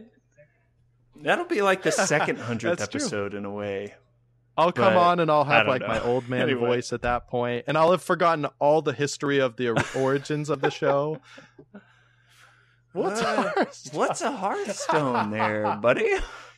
Yeah, well, I'll be so indoctrinated on the WoW team that it'll just be like, no game but WoW exists. There is no Hearthstone. That's right. Oh, man, that'll be a special episode. Dude, so I'll tell you thank you for keeping the show going this long. I can't believe I haven't said thanks yet, but thanks. No, man, of course. You said it enough on the transition, and it was true. You know, like, it's a big deal, and it wasn't a small task for you to hand over by any stretch. But, I mean... You know, anybody who's in the podcast, or really if you're in any kind of content creation role, you know that there's a lot of fun to being in the seat also, you know, like it is a lot of hard work. There are definitely times when you question yourself, you question if you can keep going. I mean, that happens often, but every time an episode drops, it's just a little more fuel in my tank, say like, you know, this is great that we get to keep a legacy alive, you know, and something that so many people are enjoying too. This is by no stretch dying anytime soon. At least on my clock, it's not. Yeah. So good man. We're having a good time here. All right, so let me ask you two questions. Oh boy. Okay. What? Yeah, we're turning the tables on you, buddy. Tell me. Yeah, please. So what's been your biggest surprise since taking over the show, and what's been your favorite moment? Oh my goodness. Biggest surprise was probably, oh my gosh, you know, I've always had a penchant for helping people get better. Also, I think that's one reason why it was easy to kind of, you know, I heard you say that earlier. I was like, hey, I get that too, helping people grow and stuff. I think that I was reminded pretty quickly just how you keep things too general, and they kind of get old pretty fast, you know? Like, I realized that, like, in order to help people and really keep things fresh, we got to talk about specific stuff. That's why the review episodes are easy in the sense that it's like, okay, that needs to happen, you know? Because talking about every card is very, very unique. But when it comes to strategy episodes, even sometimes when it comes to deck battle episodes, it's like, can we make sure that this is going to feel fresh? You know, that's one of the hardest things I think to keep going. But you know, honestly, I've heard it said that necessity is the mother of invention. And so like when I put that pressure on myself, like we've got to make this good, it tends to be better than it would have if I didn't. So it's been a challenge, but it's been a good challenge. And what was the other question? So moments? Oh my gosh. I mean, honestly, like I have to say that just to tie it in with those reviews, I mean, Steve has been like second to none as far as like keeping up these review episodes and being so much fun. But I'll never forget after we finished up that very first episode, the first review episode. So I guess that would have been Journey to Ungoro, the first part, and we spent 3 hours talking about I think 40% of the cards or something like that. Like we just had to call it or something. I remember being on that call and being like, okay, we can't do this again. And he said, yep, no, exactly. And now here we stand with 4 episodes under our belts, and each one is 3 hours. So yeah, you guys are such a good team though. Like you guys have done stuff before together, right? Never officially in podcasting. So Steve is an admin for the Villains Chosen Discord. So we talked on there. We talked on Twitter before. I had listened to his podcast, Disruption, which is about technology and stuff. But we had never actually collaborated on a project before. Yeah, because you guys have such good like chemistry and synergy. Like you guys just play off each other really well. You guys do amazing on those review episodes. You've gotten me through so many commutes and like traffic jams. It made me it just makes it so much easier. I'm so glad to hear. I mean, the truth is though, Josh, when I was a listener, when you were the host on this show, you got me through so many of those. So we're just paying each other back, man, on both sides. But that's a deal. I mean, you know that the truth is that collaboration happens best when you're just having fun, and Steve and I just have a blast so often. So yeah, man, it's really good. All right, I was gonna jump back because I went back and listened to the very first episode of the show today. Oh, did you? There were a few things that surprised me, and so I got a couple more questions for you. So first, okay, tell me about it. First, I was amazed the song was the same. Like it sounded like maybe slower or like a different pitch, or maybe I fixed the audio at some point, but it was that same like da-na-na-na-na. That was from right away. The audio quality on my mic was pretty good because it was just a headset mic. I thought it was going to be awful, but it didn't sound terrible. Dang. Yeah. And it's the only episode that's just me, and it's kind of awkward. So I'm glad I didn't do that again. Was that the only solo show that you did? Yeah, because my second show I had my wife on. Right. And then after that, I had begged enough people to be on the show with me or threatened them at gunpoint to come join me. But it worked. You will come and talk about this card game. Talk to me. All right, so 2 pop quizzes from that first one. Do you know what the very first card of the week on the show was? Oh, man. So Card of the Week has been in place since the very first episode. Yep. I did know that because I'm still working on this, but I'm actually trying to get all of the old episodes migrated over to MMO Reporter's website and to be hosted on iTunes and stuff. And if any of you guys who are listening to this right now are interested, once you're done with this episode, you can actually go back and listen. I for sure have like the first 12 up, and I'm hoping to fill out the rest. So if you want to go listen to the very first one, you can do that. I highly recommend it because it's really interesting just to hear what we knew and didn't know about the game. Mm-hmm. Like the first few episodes, like here what we know from the presentation, here's what we don't know, and it's just really interesting the things that they chose to talk about first. It's fun. Like earlier when we talked to Yong, like hearing now what like looking back what we know, but listening to that. Listening to that podcast then when you didn't know anything, it's a little bit of history, man. It's really something special. But I'm not trying to avoid your question. I'm just trying to give myself enough time to actually think about it. You're pulling up the page. I know. So you can look. No, I'm not. I know that it was like a crazy card, and it's got to be like a basic or classic, but I can't remember what it was. Yeah, it was super funny too because like now we have like the nice art on the page of the card and stuff, but this was the only thing available was a fuzzy phone photo that someone had taken of a screen at PAX East because you weren't supposed to take photos with your phone, but of course stuff leaked. Sure. And so it's like this really fuzzy photo. But what was it? All right, you want me to tell you? Please. I know you were super excited. I remember that because it was like, oh, this thing like does something crazy. Yeah, because it did something. What was it? It was Lord Jiraxis. Oh, that just makes okay. That makes way more because sense. It did something that like only digital card games could do, right? Like it did something totally new, and like as someone who was new to card games and had really only played Magic the Gathering, I was like, what? You could change your hero and now it's this crazy demon? What is happening? How could you do that? It was so cool. It's just this really cool promise of like, hey, Hearthstone's going to try new crazy stuff. It was just this really cool thing. All right, second question. This one, if you don't know the last one, there's no way you know this. But do you remember what the original slogan for the show was? Like what I said at the top of the show, like, welcome to Hearthstone, blah, blah, blah. I don't, but I remember that it was different. And I remember thinking like, whoa, I had no clue. Like, I thought he would have just been saying it right from the get-go, that it was the first one, or that it was the longest running, you know? I honestly forgot I had done this too until the first episode came out. I was like, well, that's weird. So here it is. So what was it?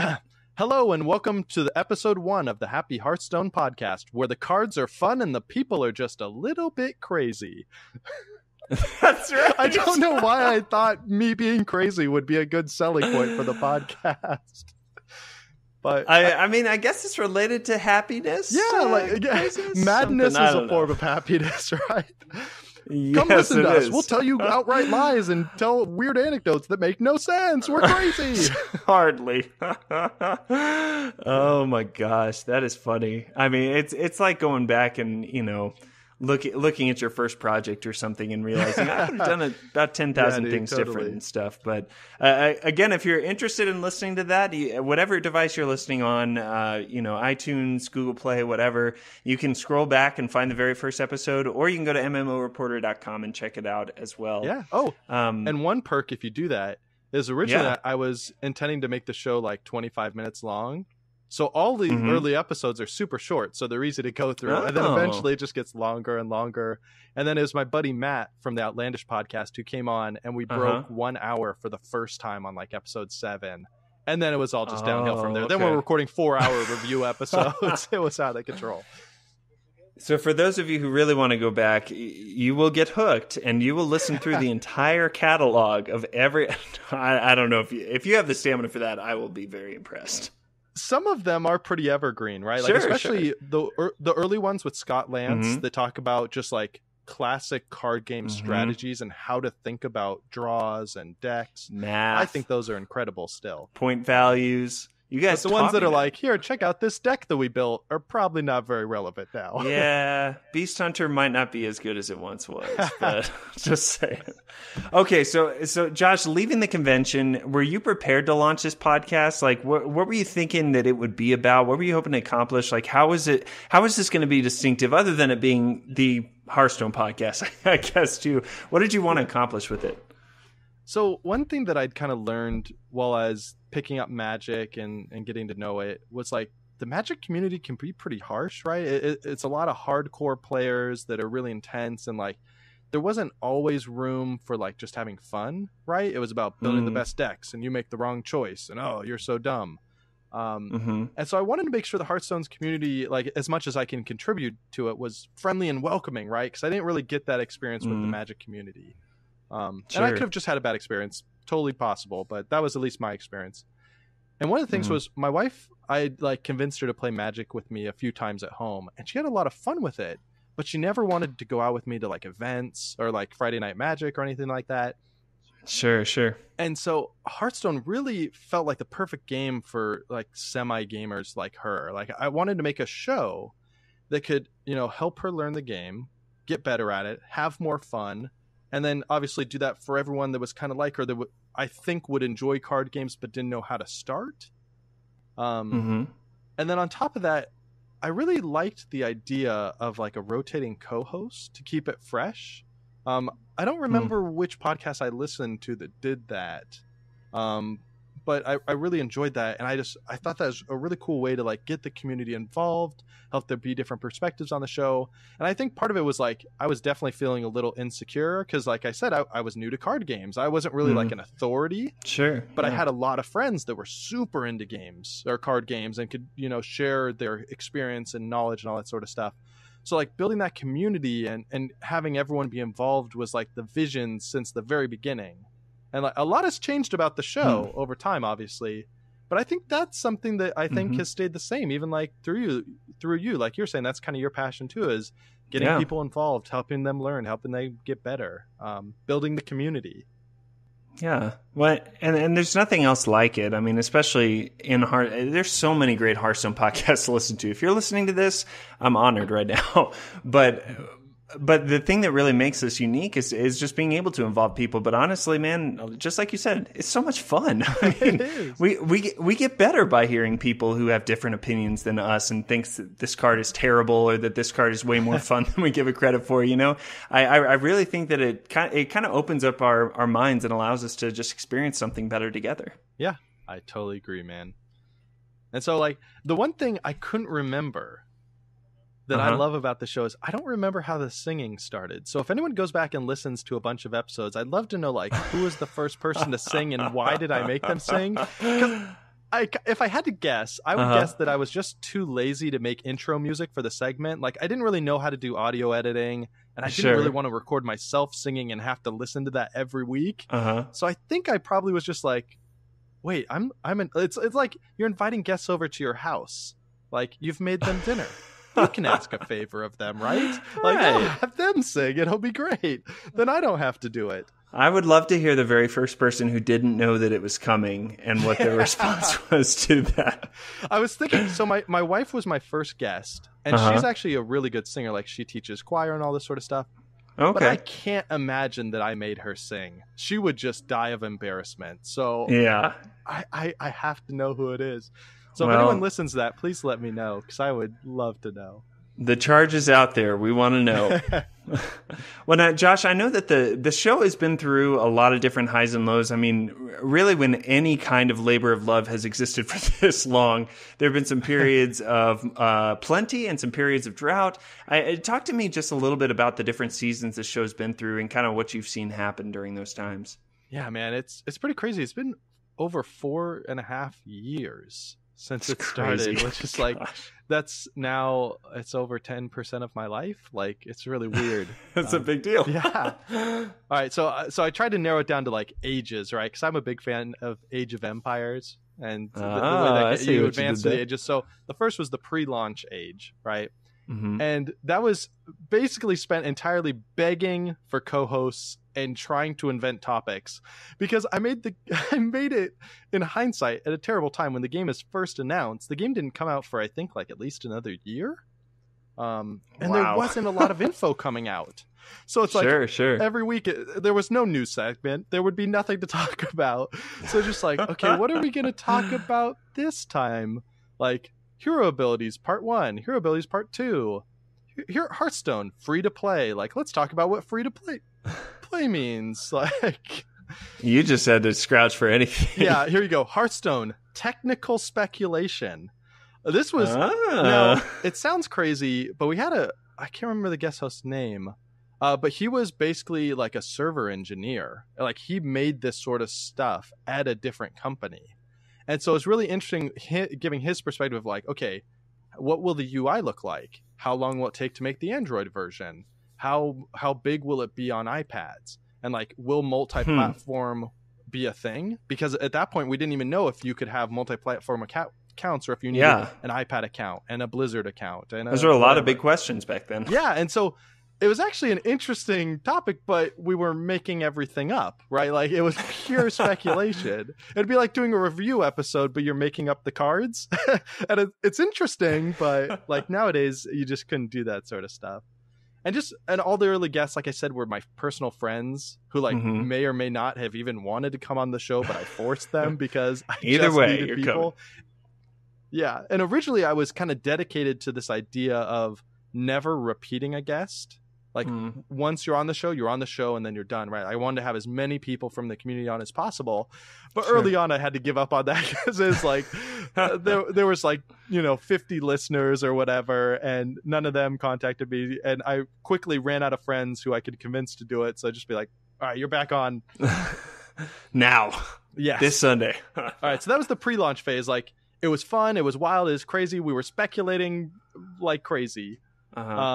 Next was the beta release age, and this was when Blizzard gave us a whole stack of beta codes before, like when they were at the height of demand. Wow.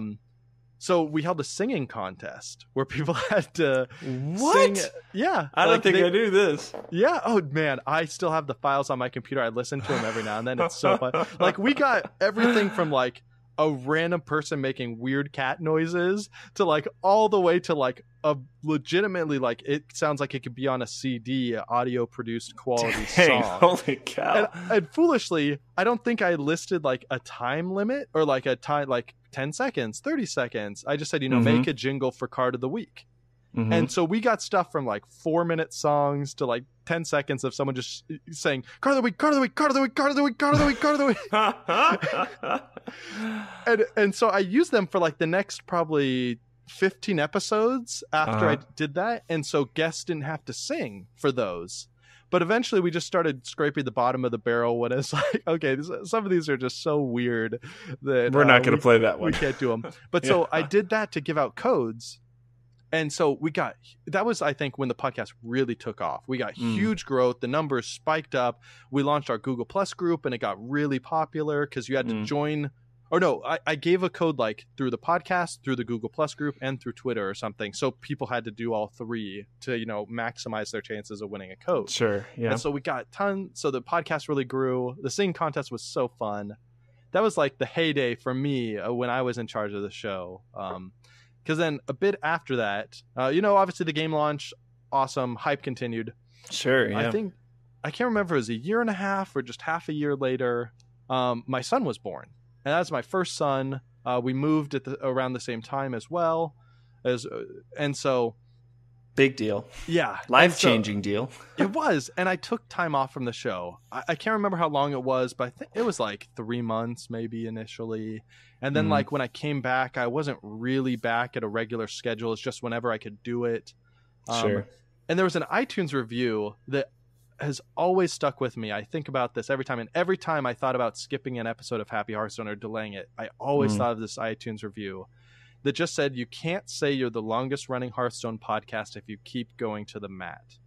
And it just really stuck with me. And I think that kind of summarizes this age. Like, it was just one of those times, it was hard to keep a regular schedule. I felt really guilty about it.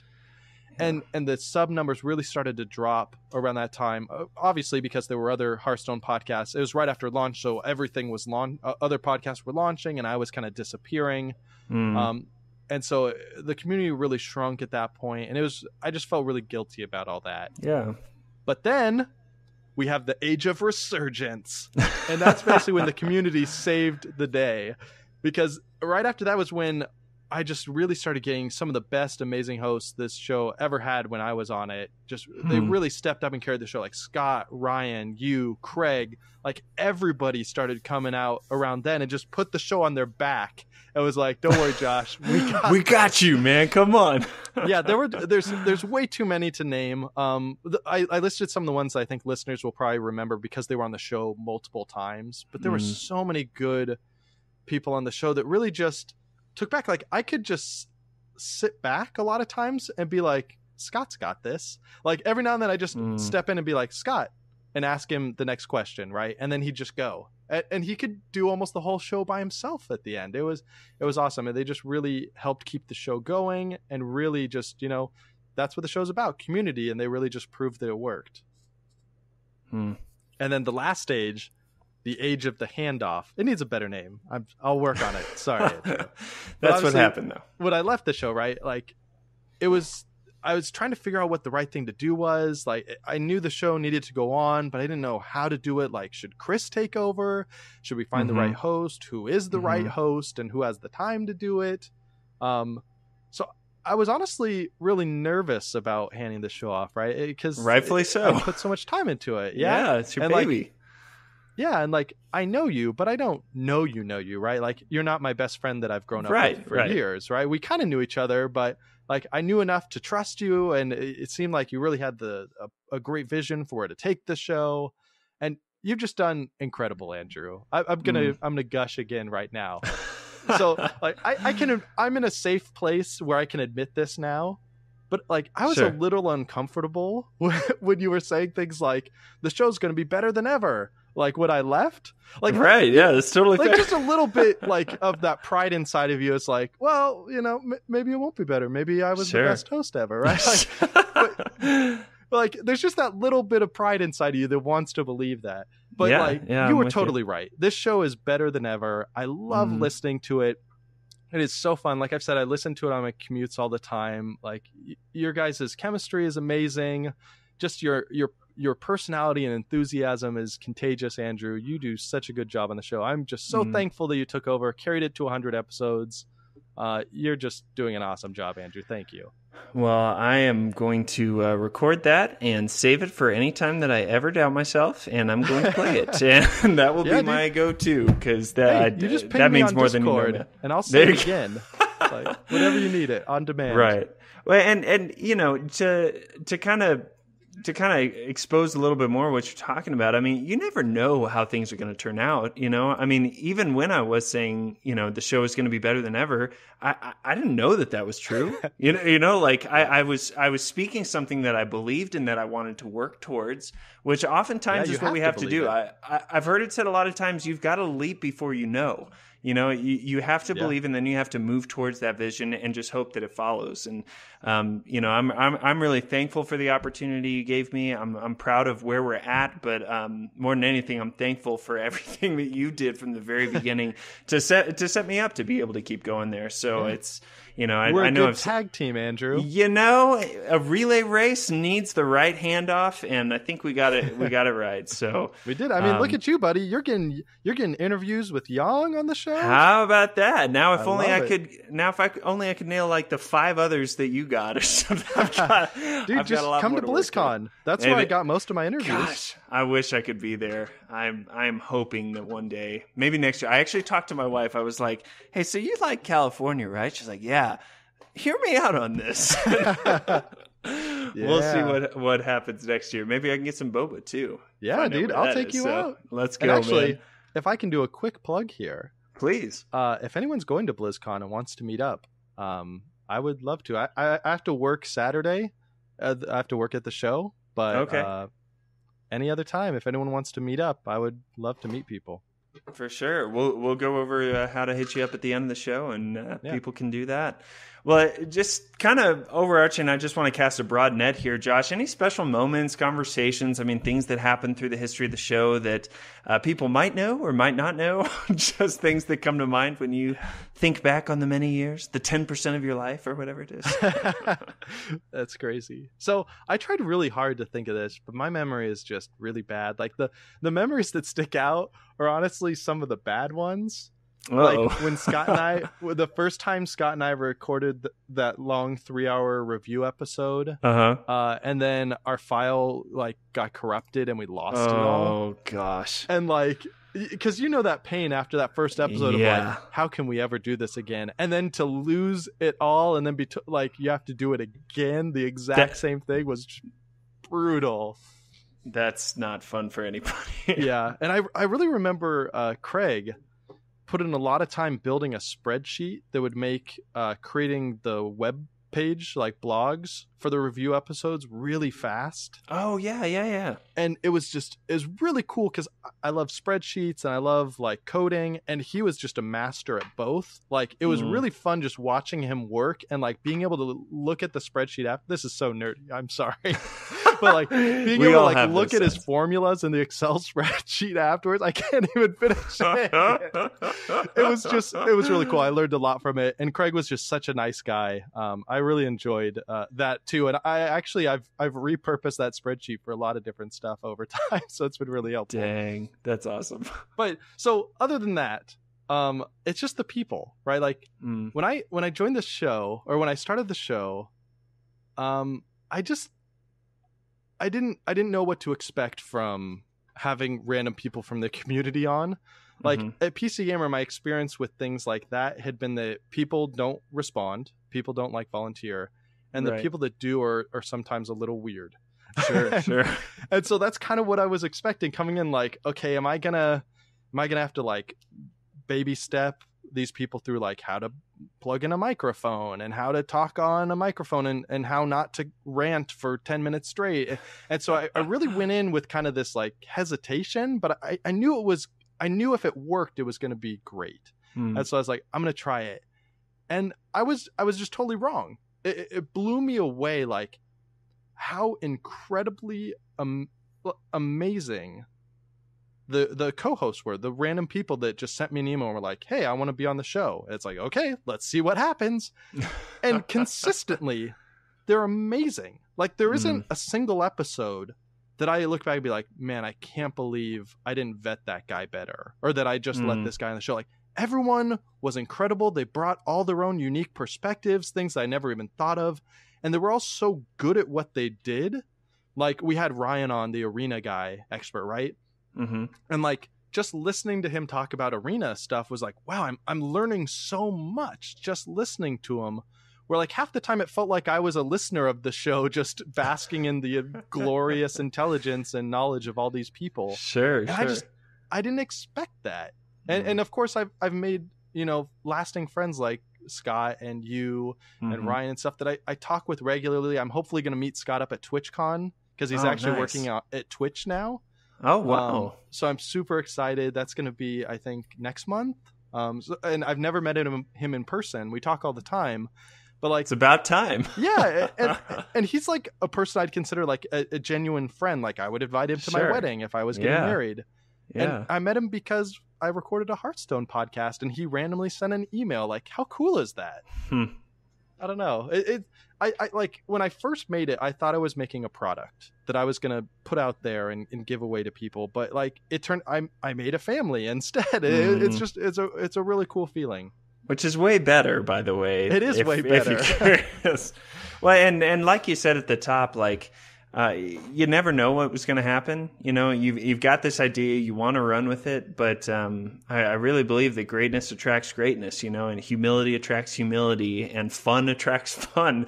And I think a lot of that stuff just kind of combined, and it's created this awesome family that still is chugging along today, making wacky decks and having fun and trying to get better all at the same time. Yeah, dude, the slogan said, we're fun and crazy. That's what we got. Maybe I'll bring that back for an episode. I don't know. We'll see. But that's good, man. Well, talk to us about your future now. Like, what does it look like? How can people stay connected to you? I know you're going to keep killing it over at Blizzard, so I'm actually going to be eager to see when the next Josh Augustine content is released. Yeah, you can bet that I'll be bragging about that on Twitter and Discord. Absolutely. And stuff. So if you're at all interested in WoW or if you play WoW, definitely follow me on Twitter so I can talk with you about what I make. Because if you care about this podcast and you care about me at all, I will have fun telling you about the stuff that I made, because it'll be like, wow, somebody who listened to my Hearthstone podcast played my WoW content. That's so cool. Like it will be such a cool moment for me. So I'll definitely still be at Blizzard, God willing. I hope so. I've been recording my other podcast, Game Diplomat, which has been really fun. It's kind of on another hiatus because I had another kid. Oh no, is this the death spiral of my other podcast? I hear that kids take up a little bit of your time every now and then. Especially the second one. Yeah, I only have the one, but I can imagine that once you've got man on man, as far as you and your wife trying to manage them, it just changes things. Yeah, it does. Actually, so my son is in preschool now, which is crazy. Oh, nice. That's been a really fun experience. He's like going to school and learning what he learns. First day, this has nothing to do with Hearthstone, but sorry. You're good. The first day he came back, and my wife was like, Gideon, tell your dad what you learned at school today. And I was like, oh, cool. He must have learned letters or something. What'd you learn? We don't push our friends to the ground. Oh, no. So that's a good lesson, too, but not quite what I expected him to learn at preschool.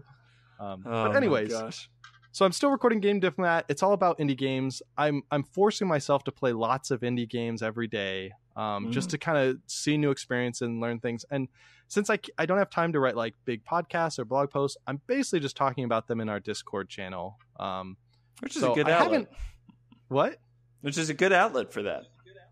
It is. It's great because actually it's built like the small community of other people that really like indie games. That like I can say like, hey, has anyone tried this? And then I'll get some opinions on it and be like, okay, maybe I'll check it out. It'll be like, no, it's awful. Don't try it. And then whenever someone tries a new game that they like, they just toss it in Discord and let people know like, hey, this was a really cool game. And then other people, if it sounds interesting, will try it out and then we could talk about it. And we actually got a group of people playing games together, which is really fun because I usually am just a solo gamer, but like we found an RTS that we could play co-op and we're all playing together. It's really fun. That's awesome. Anyways, so yeah, talk with me on Discord, on Twitter. I would love to talk with you guys. I miss always. We miss you too, man. But it's easy to miss somebody when you know that they're living kind of where they're supposed to be, That's true. And I mean, man, living in your dream and continuing to develop, I know that Blizzard is getting better for that, but I'm sure that you are as well. So just super thankful for that, man. Well, one more question before we let you go, man. I need a little help on this. Like, happy Hearthstone host to happy Hearthstone host. Okay. So, like I mentioned before, Steve and I got 4 review episodes under our belt now. Yeah, dude. And those things they're tough, man. They are fun, but I get to the end of every single one, and I'm like, I don't know, I could do this again.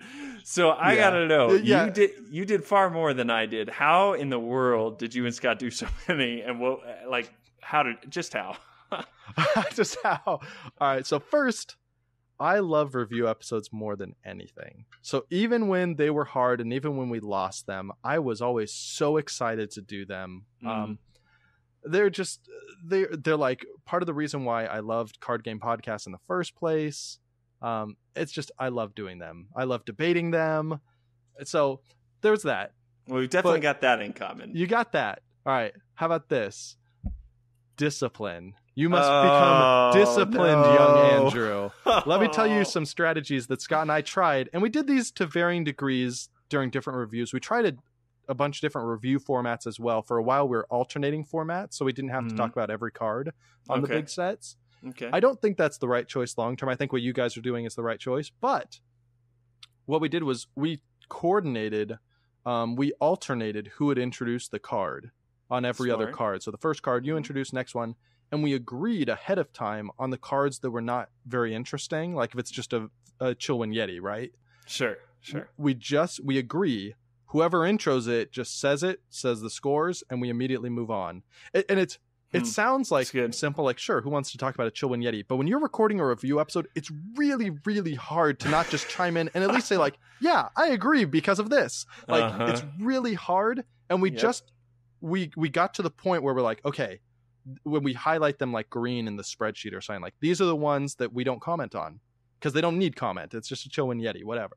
And then that allowed us to save times and really expand on the cards that really deserved it and were really complex and interesting and new and unique without like ballooning out the time as much as, you can sometimes. That's actually really smart. And like, I think it was on Giant Mastodon or something like that. I was like, why do I have such a strong opinion all of a sudden on this really boring card? There's something about having the conversation that you're like, I need to say this, but that's there were definitely a couple of those. Those were some of my favorite moments on the reviews when like our notes would say like Josh 3, Scott 3, and the notes would be like, yeah, this is a fine card. And then when we're actually talking about it on the show, like I'd go to a 5 and Scott would go to a 1, and we're like fiercely arguing. And then we look at the sheet and we're like, why did we ever think this was an okay card? Oh, that's good time. All right, so I got 2 more bits of advice for you. Okay, bring it, please. All right, I don't know if you guys are using a spreadsheet. Are you? We started with it and we kind of haven't. So, and I don't know if we lost it, but tell me, man. So I highly believe in organization and automation, right? I talked about that spreadsheet that Craig made. So it basically automates as much of the work for you. It auto-fills in a bunch of things. It's easy for people to be like, okay, here's the comment I need to write down for every card. And it forces you to think about the cards and write down what you want to say ahead of time. And you don't write down exactly what you say, but you say like, great for Murlocs, worried about constructed, right? So that when you get on the show, you know what you're going to say and you know what your companion is going to say. And it's really helpful to know what your co-host is going to say too, because if I start rambling, you can guide me back because you know what I wanted to say. And if I'm not saying it, you could be like, okay, yeah, you mean this. And I could be like, yes. Professional podcasting, man. It's good stuff. Yeah. It's really good. And you and Scott have that, not Scott, sorry, Steve. You and Steve have that chemistry where you could do that totally naturally and it would feel just fine. Sure. But having your back with a little bit of data is something to fall back on. That's and just to good. keep it moving, right? You don't have to think about your opinions on the fly because you've already done it. Mm-hmm. And obviously you can change, and we do that all the time, right? We say like, oh, well, let's drop this down. Right. But for most cards, it gives you a good starting place, so you just keep moving quickly. And also just the mental load, because a lot of it too is just like it's mentally exhausting doing a review. Mm-hmm. Like bringing in Ryan as like our arena specialist was really helpful, I think, to me and Scott, because we didn't have to think about 50% of the scores. Like we still would, like we'd look over Ryan's scores afterwards, and then where we had questions, and we had some fierce debates sometimes about like, how could you possibly rate this? Right. But for the most part, we trusted Ryan and knew like, okay, like, yeah, what he says goes for arena. And so we could focus on the other things and not have to worry about that. And obviously he was more authoritative on arena scores anyways, so our scores were better because of that, I think. That's good. All right, so one fun fact about review episodes. We were neck deep in making a review episode of the classic and basic cards when I found out that I had to leave the show, so we never got to do it because Scott was busy. And I was leaving, but we have the spreadsheet all built with all the cards, all the links set up, all the automation in there. We were just missing the scores, which I guess is kind of important. But that's kind of what people want to hear. Because we'd arranged for it was going to be me, Scott, Craig, and Ryan, and maybe my brother, but I don't think so. I think it was just going to be us four. And we were all going to give our scores and opinions on every single card, and the spreadsheet was glorious, dude. Wow. It was going to be built so like you could look back and see why each of us rated it a certain way, and it automated came up with averages, and those were going to be our agreed upon scores that we'd share. And it was just really cool, and I was really excited to do that because I don't know of anybody that had done that yet. Maybe someone has by now, but I think it's such a really important review to do because those are the cards you can put in every deck. Yeah. And like, sure, they aren't new and shiny, but you need to know if, well, I guess Sylvanas is gone now, but like you need to know if, not in Wild. Yeah. You need to know if Arcane Shot is a good card, right? Because every time you build a 100 deck, that's going to be an option. So I'd still like to see somebody do that someday. I'm always sad that I didn't get to do that. I really wanted to. Well, I wonder who the person to do that would be. I might know a guy. Who has the platform and the knowledge to do this? I don't know. And access to old documents, I believe, in the Happy Hearthstone Dropbox.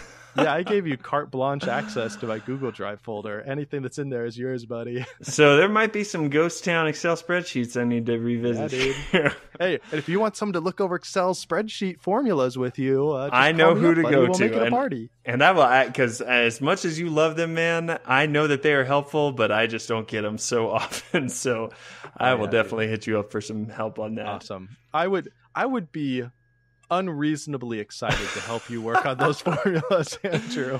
So the moment that I think, man, Josh just doesn't have the time for that, I'll remind myself, wait a minute, I'm going to do a disservice to him if I don't ask him to help me with this. Dude, all right, real talk.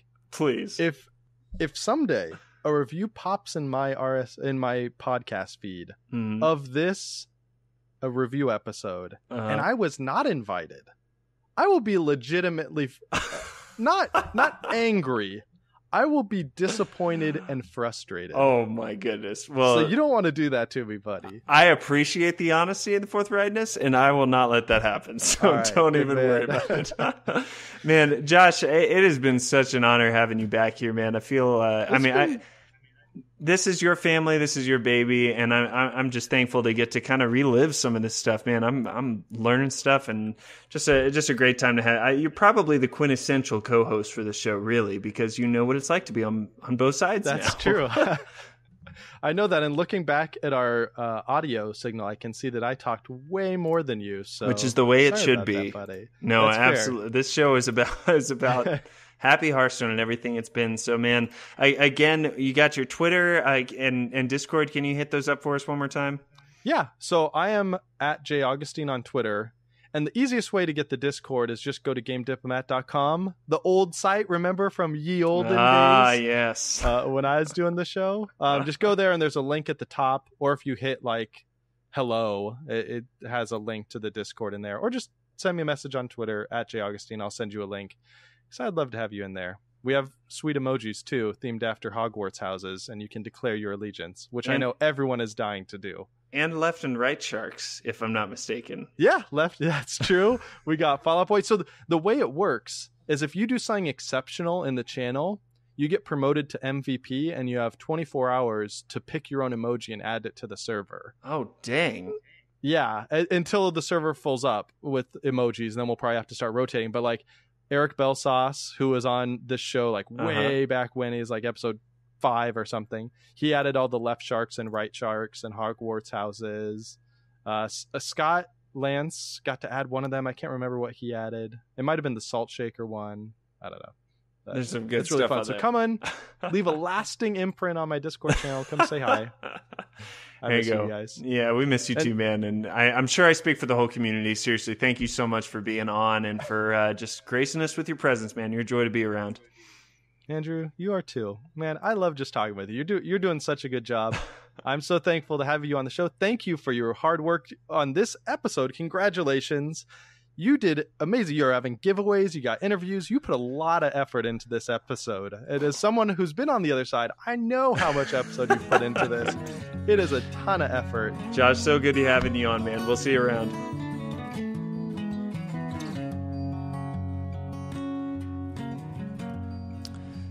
So thankful to have you guys all the way through episode 100. Wasn't that awesome having Josh on the show? Just want to thank him again from the bottom of my heart. Really is an honor, like I say so often, to be able to run this ship, and it would not exist without his hard work and dedication over the years. So thanks so much for coming on, man. Hope you guys really enjoyed that. Man, it's crazy to look back and think we have been around for 100 episodes, and I cannot wait to see what happens in the next 100 and beyond that. But again, I want to thank you guys because you really are the reason that this podcast exists and why it continues to be out there. And so I am so thankful for every single one of you. That's why I'm running this contest that we've got. We've got these physical prizes, digital prizes, just a ton of stuff that I want to give away to you. And I've already told you about Twitter. I want to tell you about another way that you can enter. If you will email me at thehappyhearthstone@gmail.com and just tell me why you enjoy the show. It can be a really simple email. It can be well thought out, whatever the case. If you'll do that, I will give you 5 more entries into the contest. But I'm just interested and would love to share some of those in episode 101, where I will be unveiling the winners of this prize with my special co-host for that episode. So cannot wait for that. Guys, I am going to shut this thing down before I'm too long in the tooth. But before I do that, I do want to thank the 3 people who left iTunes reviews to celebrate the Big 100. First of all, thank you to Lotus from Canada, who said, love it. Just finished listening to the Lich King episode, and thanks, guys, for sharing all your insights. So helpful and just great to listen to. Cheers. Thanks so much, Lotus. Like I said with Josh, those review episodes are tough sometimes, but I really, really enjoy making them with Steve. Also got a review here from my buddy Samurai Flea. What's up, man? The title is A New Twist on an Old Favorite. He said, while he's not the original host, I could not think of a more perfect person to take the reins of the Happy Hearthstone than Andrew. He does a fantastic job of keeping the spirit of the show intact while bringing his own unique perspective and insights to the show. If you're looking for a Hearthstone podcast that brings the info you want, but with an always positive spin, the Happy Hearthstone is the show for you. Well, thanks, Samurai Flea. If I ever feel the salt creeping in, I'll remember remember what you said and appreciate that. And finally, Awesome Sauce is the title of this one from Free286 in Japan. Thanks so much, man. Love the happiness and heartiness. Keep the tune machine rolling. Happy 100th episode. Man, that means a lot. Thank you so much. And obviously, leaving a review is one of the best ways to support the show without dropping a pretty penny. It takes you about 5 minutes. And if you haven't done it, would really appreciate if you go and check it out so that other people can find the podcast just by searching for Hearthstone Podcast. So again, thank you guys so much for sticking all the way through this. Remember to email me, thehappyhearthstone@gmail.com, to let me know what you thought of the show and why you enjoy the show so I can get you some more entries in the contest. And be sure to follow me on Twitter at AndrewIsLiving or the show at TheHappyHS. Retweet or reply to any tweets you see with the hashtag HH100. Be sure to share this episode with all your friends because, man, this is a big one. I hope you guys enjoyed this. I had a blast making this, and I just want to thank you from the bottom of my heart for coming to the Happy Hearthstone and having a little fun with us. I'll see you in episode 101.